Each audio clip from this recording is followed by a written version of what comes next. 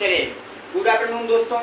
चलिए आज हम हिंदी का काल चैप्टर 60 में और विस्तार से पढ़ लेते हैं बच्चों। अब हम देखते हैं कि काल क्या होता है।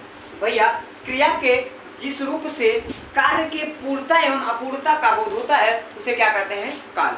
भैया, हमें यह जब पता चले कि कार्य अभी अधूरा है कि कार्य पूरा हो गया है उसे क्या कहते हैं? काल।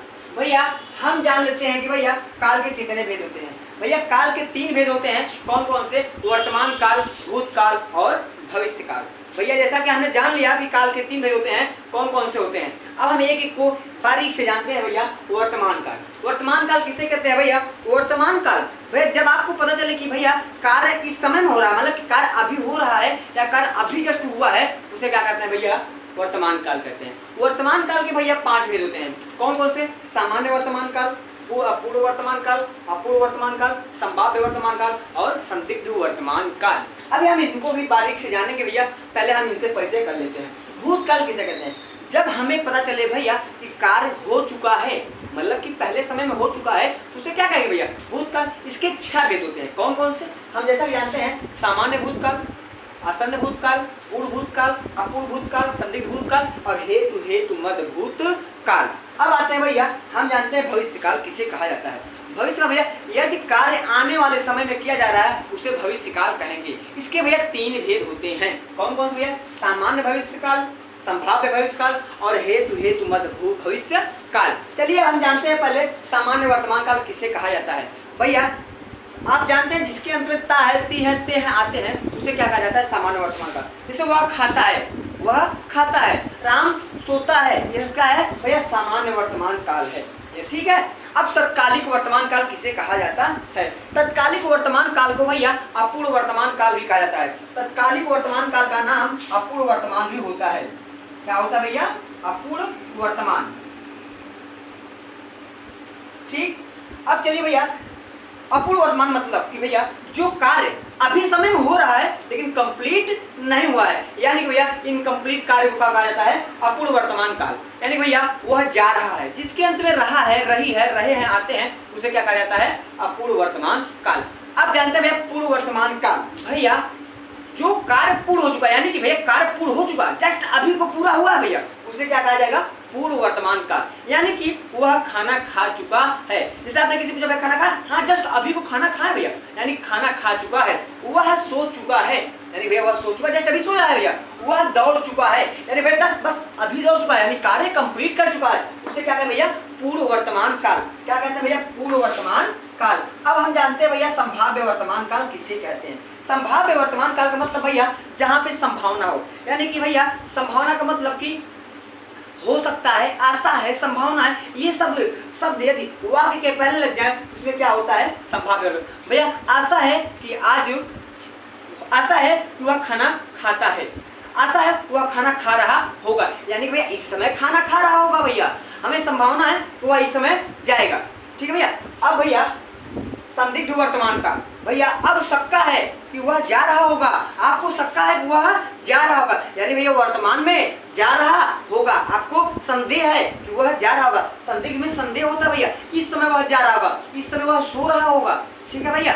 अब चलिए भैया, अब क्या आते हैं? भूतकाल। भूतकाल हमने बता चुका है कि भूतकाल क्या होता है। अब आते हैं कि सामान्य भूतकाल। सामान्य भूतकाल भैया तब हम जानेंगे कि आपको जब पता चले कि भैया कार्य बीते समय किया गया, लेकिन यह न पता चले कि कार्य थोड़ी देर पहले किया गया या ज़्यादा देर पहले किया गया है। जैसे कि पंखा चला, कब चला हमें नहीं पता है, कितने देर पहले चला या ज़्यादा देर पहले चला। ठीक है, पंखा चला, वह गया, अब कब गया हमें नहीं पता भैया, पहले समय गया लेकिन कब गया हमें नहीं पता है। अब आते हैं भैया आसन्न भूतकाल।